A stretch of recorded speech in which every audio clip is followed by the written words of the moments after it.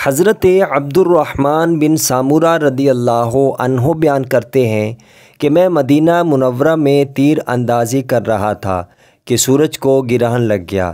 میں نے اپنے تیر اکٹھے کیے اور دل میں عزم کیا کہ میں ضرور جا کر دیکھوں گا کہ اللہ کے رسول صلی اللہ علیہ وآلہ وسلم اس موقع پر کیا طریقہ اختیار فرماتے ہیں۔ میں آپ صلی اللہ علیہ وآلہ وسلم کی پچھلی جانب سے آپ کے قریب آیا۔ اس وقت آپ مسجد میں تشریف فرما تھے۔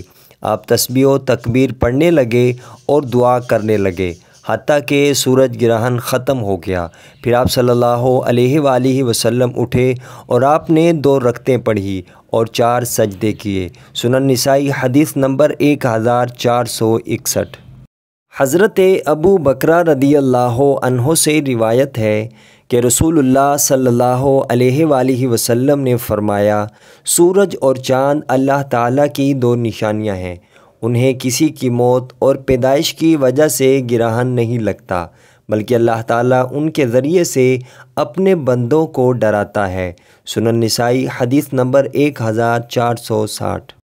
حضرت عبداللہ بن عمر رضی اللہ عنہ سے روایت ہے کہ رسول اللہ صلی اللہ علیہ وآلہ وسلم نے فرمایا، سورج اور چاند کسی کی موت اور حیات کی وجہ سے بے نور نہیں ہوتے، بلکہ یہ تو اللہ تعالیٰ کی نشانیوں میں سے 2 نشانیاں ہیں۔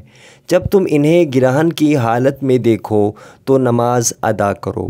سنن نسائی حدیث نمبر 1462۔